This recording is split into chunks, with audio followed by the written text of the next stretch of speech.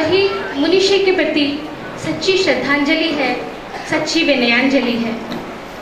उसकी ऊंचाइयों का अंदाजा न लगा सका कोई, उसकी ऊंचाइयों का अंदाजा न लगा सका कोई। वो आसमां था मगर सर झुकाए बैठा था, वो आसमां था मगर सर झुकाए बैठा था। और अब मैं आपके बीच एक ऐसी शख्सियत को आमंत्रित कर रही हूँ जो महाराज की गृहस्थ अवस्था में उनके कॉलेज के दिनों के साथी रहे हैं। जी हाँ, मैं आमंत्रित कर रही हूँ सागर विश्वविद्यालय के कुलपति श्री आर.पी. तिवारी जी को कि वो यहाँ आए और वो यहाँ आए। उसने विश्वविद्यालय से बीएससी और सागर विश्वविद्यालय से एमटेक किया। और जब मुनिश्री अपनी गृहस्थ अवस्था में सागर विश्वविद्यालय से एमटेक कर रहे थे, उसी समय 78, 79 और 79-80 के दौरान आप लोग एक साथ थे, एक दूसरे के काफ़ी निकट थे। 1983 में आपने पाचंगा विश्वविद्यालय से असिस्टेंट प्रोफेसर के रूप में अपना काम शुरू किया। 1996 में आप गए और फिर अब वर्तमान में 2015 में राष्ट्रपति, महामहिम राष्ट्रपति जी के द्वारा, जो कि यूनिवर्सिटी के विजिटर भी हैं, उन्हें कुलपति नियुक्त किया गया। आपसे विनम्र महाराज क्षमासागर जी के विनयांजलि में उपस्थित हुआ हूँ।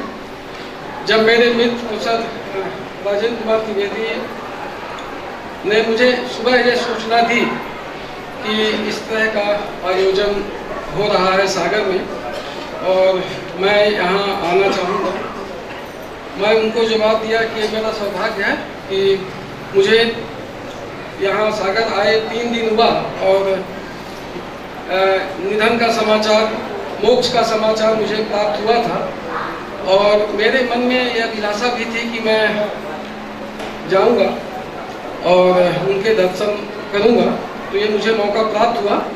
ये बिल्कुल सही है और इससे ज़्यादा यह भी सही है कि जब मैं जुलाई 78 में सबसे पहले सागर आया और अपने मित्र आर.के. त्रिवेदी के घर गया और वहाँ से जब हम लोग तैयार होकर के पहली बार मैं जब विश्वविद्यालय जा रहा था तो रास्ते में महाराज जी भी टेम्पो में बैठे और पहले दिन मेरा इनका साथ, जब सागर में मेरा पहला आगमन हुआ उसी दिन से मेरा इनका परिचय हुआ। और ये हमेशा, जब ये मुनि जी नहीं हुए थे तब भी खासकर मुझे और हम जैसे जो भी इनके जूनियर थे विभाग में, उन सबको इन्होंने हमेशा बहुत ही स्नेहपूर्वक बात की और हम लोगों की पढ़ने में जो भी कठिनाइयाँ होती थी उनमें ये हमेशा हम लोगों की मदद किए।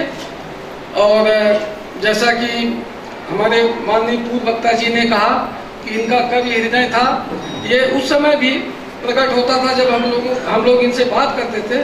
उस समय भी हम लोगों को ये महसूस होता था कि ये कितने ही सरल हृदय के और कितने इनकी भावनाएं बहुत ही उच्चकोट की हैं। फिर कुछ समय बाद ये पता चला कि आप चुलक बन गए हैं और उसके बाद मैं बीच बीच में अपने मित्र से महाराज जी का समाचार पूछता रहता था। साल में 1-2 बार हमेशा समाचार पूछता था और बाद में पिछले 2-3 महीनों पहले ये पता चला कि आप बहुत ही ज़्यादा अस्वस्थ हैं। ये सुनकर के दुख हुआ और इनका जीवन जैसा आप सब जानते हैं महान त्याग से भरा हुआ है। इन्होंने समाज सेवा में और धर्म को आगे बढ़ाने में अपने पूरे जीवन का त्याग किया, बलिदान दिया और हम सब लोगों को अपने जीवन को कैसे जीना है इसमें बहुत सारी मार्गदर्शक दिए, बहुत सारे प्रवचन से बहुत सारे लोगों की मन को शांति मिली और उत्कृष्ट जीवन जीने का समाचार मिला। तो मैं पुनः अपना सौभाग्य व्यक्त करता हूँ कि इस समारोह में मुझे उपस्थित होने का मौका मिला और महाराज जी की मोक्ष का समाचार सुनकर बहुत दुख हुआ।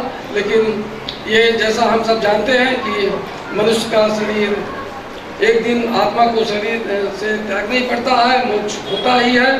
तो और जिस तरह से उनकी स्वास्थ्य की समस्याएं थी उनके हिसाब से उनका मोक्ष प्राप्त हुआ। और मैं फिर से आप सबका आभारी हूँ कि मुझे यहाँ मंच में आकर के 2 शब्द बोलने का मौका मिला। उन्होंने अपने एक उस युवा साथी के उन संस्मरणों को, उन स्मृतियों को हमारे साथ साझा किया है जो पूर्व मुनि के पहले अवस्था में उनके साथ थे।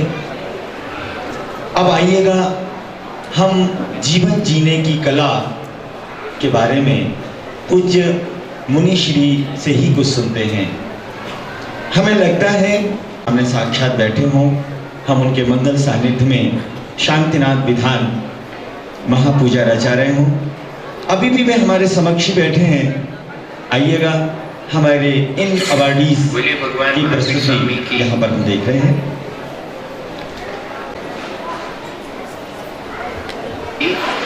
आचार्य पुण्यकुंज स्वामी की, आचार्य गुरुवर विद्यासागर मुनि महाराज की,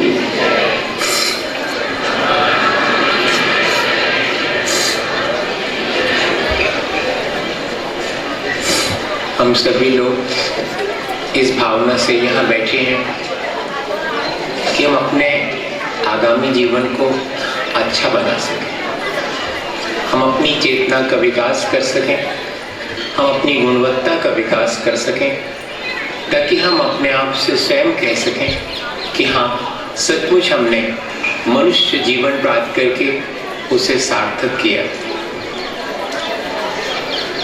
एक बार एक व्यक्ति साइकिल खरीदने के लिए साइकिल वाले की दुकान पर पहुंचा और उसने एक साइकिल खरीद ली। दुकानदार ने भी साइकिल खरीदने वाले को कहा कि देखो, इतनी बढ़िया साइकिल है, मैं गारंटी देता हूँ साल भर तो कोई भी टूट फूट नहीं होगी उसमें। बड़ा खुश हुआ खरीदने वाला। उसने कहा अच्छा। लेकिन आधे घंटे हुआ और वो साइकिल लेकर के साइकिल वाले की दुकान पर आ गया और दुकानदार को बहुत नाराज हुआ कि तुम बड़ी साल भर की गारंटी देते हो और यहाँ तो इतनी ज्यादा टूट फूट हो गई। उसने कहा, वाह, देखें जरा कैसे मेरी साइकिल में टूट फूट हुई। तो देखा तो भैया थी, ना हैंडल टूटा था, ना चैन टूटी हुई थी, कुछ भी नहीं था। तो उसने कहा, मेरी साइकिल में तो कहीं कोई टूट फूट नहीं हुई, तुम कह रहे हो टूट फूट हो गई। अरे वाह, तुम्हें टूट फूट नहीं दिखाई पड़ती? मेरा चश्मा टूट गया, मेरे 4 दांत टूट गए, ये टूट फूट नहीं दिखाई लगता तो है कि जब हमारे लिए हमने जो सुख सुविधा की सामग्री जुटाई है उसमें कुछ टूट फूट हो जाती है, हमारे शरीर में कुछ टूट फूट हो जाती है, तो हम चिंतित हो जाते हैं। लेकिन हमारी चेतना कितनी विकृत होकर के निरंतर टूट फूट जाती है, हम कितना बुराइयों से घिर जाते हैं और अपने जीवन को मलिन कर देते हैं। और चेतना निरंतर पतन की तरफ चली जाती है, तो हमारे लिए जरा भी चिंता नहीं होती। शरीर के पतन की तो बहुत चिंता है, शरीर के अस्वस्थ होने की तो बहुत चिंता है, लेकिन चेतना निरंतर पतित होती चली जाती है, चेतना निरंतर अस्वस्थ होती चली जाती है। इस तरफ हमारा ध्यान नहीं आ पाता। हमारे व्यक्तित्व के विकास के लिए जरूरी है कि जो हमें मन, वाणी और शरीर मिला, जो चेतना हमारी, जिससे हम जानते, देखते हैं, अनुभव करते हैं, उस चेतना का विकास करें, अपने व्यक्तित्व को ऊंचा उठाएं। पर्सनालिटी डेवलपमेंट अपन कहते हैं। ओवरऑल परफॉर्मेंस पर्सनालिटी डेवलपमेंट में देखी जाती है। हमारे कितने नंबर है ये महत्वपूर्ण नहीं है, हमारा जो कुछ भी अध्ययन है वो कितना उपयोगी है हमारे अपने जीवन के लिए और हमारे आसपास के परिवेश के लिए। तब हमारे व्यक्तित्व को हम ऊंचा उठाने के लिए प्रयत्नशील कहे जाएंगे कि हाँ, सचमुच हमने अपने जीवन को ऊंचा उठाने के लिए प्रयत्न किया। टॉलस्टॉय ने, जो कि बहुत बड़े दार्शनिक थे, उन्होंने अपने व्यक्तित्व के विकास के लिए कुछ प्रश्न व्यक्ति को अपने आप से पूछने और उनका उत्तर खोजने के लिए कहा। सबसे पहला प्रश्न था, उन्हीं प्रश्नों पर अपन थोड़ा सा विचार कर लें और उनके उत्तर खोजें। अपने अपने इंडिविजुअल आंसर्स हो सकते हैं। मैं जो आंसर आपको दे रहा हूं वो मेरा अपना सोच है, कोई जरूरी नहीं है मैं अपना सोच आपके ऊपर थोप नहीं रहा हूं। आप स्वयं मुक्त हैं और उन प्रश्नों के उत्तर अपने जीवन से खोजें। पहला प्रश्न, मैं किसके लिए जीता हूं? For which I live? मेरे जीवन जीने से कितनों को हानि है और कितनों को लाभ है? मैं अपने जीवन के दायित्व को ठीक ठीक से पूरा करता हूं या नहीं करता हूं? और मेरे जीवन का दायित्व क्या है? मेरे जीवन का दायित्व तो मानवीयता है। मैं उसी मानवीयता के लिए जीता हूं। उस मानवीयता का विकास मुझे अपने अंतरंग में भी करना है और इतना ही नहीं, अपने परिवार, समाज और पूरे राष्ट्र के लिए मुझे इस मानवीयता के दायित्व को निभाना है। तो परिवार, समाज और राष्ट्र के लिए मैं ऐसा क्या करूं जिससे कि मैं अपने मानवीयता के दायित्व को पूरा कर सकूं? हमने व्रत, नियम, उपवास करे, इससे तो हमारी चेतना समृद्ध हुई, हमारे अपने जीवन का विकास हुआ, लेकिन साथ ही हमने अपने जीवन में दया रखी तो हमारा ही जीवन ऊंचा उठा। लेकिन उस दया का मैनिफेस्टेशन होना चाहिए, उसका फैलाव होना चाहिए हमारे परिवार, हमारे आस पड़ोस, हमारे पूरे समाज, हमारे पूरे राष्ट्र में।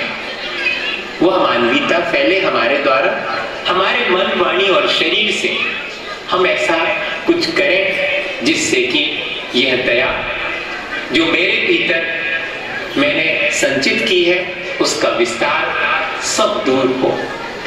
मेरा अपना कोई राष्ट्रीय चरित्र भी हो, मेरा अपना चरित्र का विकास तो मैं व्रत नियम करके करता ही हूं, लेकिन राष्ट्रीय विकास के लिए, सामाजिक विकास के लिए, मानवीयता के विकास के लिए मैं क्या करता हूं, यह मुझे जरूर प्रश्न अपने आप से पूछना चाहिए और उसका उत्तर ढूंढना चाहिए।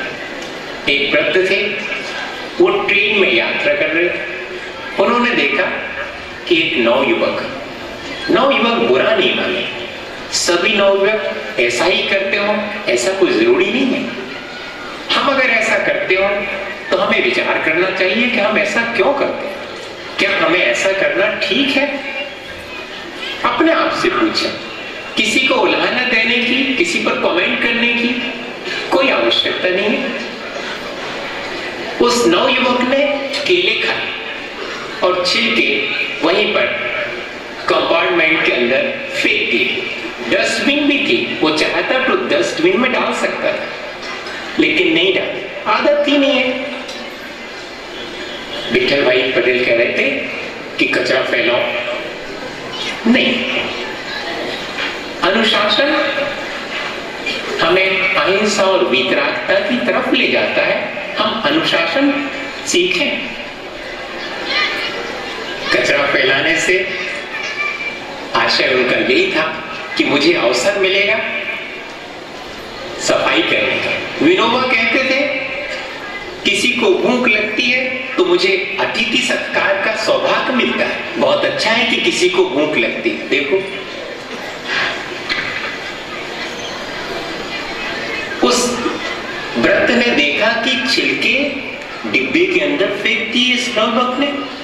कह सकता था वो नवयुवक को चार बातें, और हो सकता है कि आपस में झगड़ा हो जाता, वाद विवाद हो जाता, लेकिन उस बुजुर्ग ने कुछ नहीं कहा। वो केले की दोनों छिलके उठाए, 2 केले खाने के बाद फेंक दिए थे उसने, तो उठाए और अपने कोट की पॉकेट में रख लिए। लोगों ने देखा तो बड़े आश्चर्य हुए, हंसने लगे। अपन भी हंसेंगे। इस तरह की अच्छी अच्छी बातों से दूसरे के अंदर देख करके मन को हंसी ही तो आती है। जब हम कॉलेज में पानी छानने के लिए पॉकेट से कपड़ा निकालते थे और फिर पानी छानते थे तो लोग कमेंट करते थे, आगे ब्रह्मचारी जी, आगे पंडित जी, ऐसा कमेंट कर रहे हैं। लेकिन मैं कमेंट करने से बदल जाऊं, ऐसा मेरा अपना निर्णय नहीं होना चाहिए। मैं अच्छा काम कर रहा हूं तो कोई कुछ भी करे। उस बुजुर्गवार ने जब बहुत लोगों ने कमेंट किए, हंसने लगे, तो सिर्फ इतना ही कहा कि यहाँ नाहक ट्रेन में गंदगी फैलती है, मैंने अपने पॉकेट में रख लिया, मैं नीचे उतरूंगा, जहां डस्टबिन होगी वहां इनको डाल दूंगा। तब लोगों को थोड़ा सा रियलाइज हुआ कि हाँ, अच्छा काम करा। और दूसरी घटना हुई कि एक नवयुवक उसी ट्रेन में आए, स्लीपर कोच में सीट के ऊपर बढ़िया से कुछ व्यवस्था रहती है कि आप अच्छे से बैठ सके, गद्दी वगैरह। वो बैठ गए उसके ऊपर और बैठी भी जनाब तो ऐसा नहीं, जूते पहने हुए और जूते में कितना कचरा लगा हुआ है इसकी कोई चिंता नहीं, गद्दी कितनी बढ़िया है, खराब हो जाएगी इसकी भी चिंता नहीं। उन्होंने तो अपने दोनों पैर उस पर गद्दी पर रखे और बढ़िया से सांप की तरह बैठ गए। आदत होती है, थोड़ा सा अपने लिए अगर कुछ उपलब्धि हो जाए तो इतना अधिक गुरूर हो जाता है, इतना अहंकार हो जाता है। अपनी आदत है, अपने संस्कार बदलना चाहिए कि नहीं, किस बात का अहंकार। लेकिन उस नवयुवक को होगा अहंकार, वो बैठ गया अच्छे से गद्दी के ऊपर पैर रख करके, तो सारी गद्दी कीचड़ भरी हो गई, गंदगी लग गई उसमें। बुजुर्गवार देख रहे थे, उनसे रहा नहीं गया, उन्होंने धीरे से अपनी अटैची में से उसी दिन का जो अखबार था वो निकाला। पढ़ चुके थे वो, उस अखबार के एक पन्ने को हाथ में लिया और उस युवक के पास पहुंचे और हाथ जोड़ के कहा कि भाई थोड़ा सा पैर ऊपर करें। उसने कहा क्यों? आप करें अगर तो बहुत अच्छा रहेगा। तो उसने थोड़े से पैर ऊपर ऐसे उठाए तो पैर के नीचे की जगह में उस गद्दी के ऊपर वो अखबार बिछा दिया। कहा आप अच्छे से बैठिएगा, गद्दी खराब नहीं होगी। आप विचार करिएगा कि क्या उस गद्दी को हमने खराब किया तो हमने अच्छा काम किया, या कि उस गद्दी की सुरक्षा के लिए उस बुजुर्गवार ने इंतजाम किया तो अच्छा किया। ये इससे हमारा राष्ट्रीय चरित्र निर्मित होता है। हम कितने अधिक मानवीयता का ध्यान रखते हैं, किसके लिए जी रहे हैं। हम उस मानवीयता के लिए, अपने दायित्व की पूर्ति के लिए जी रहे हैं। ये प्रश्न का उत्तर हम आसानी से अपने भीतर, हमारे जीवन का लक्ष्य क्या है, what is the motive of life. आखिर ऐसी क्या चीज है जो मुझे प्रेरित करती है। हमारे अलग अलग लक्ष्य होते हैं। किसी का लक्ष्य भौतिक सुख सुविधाओं की प्राप्ति करना, किसी का धन पैसे कमाना।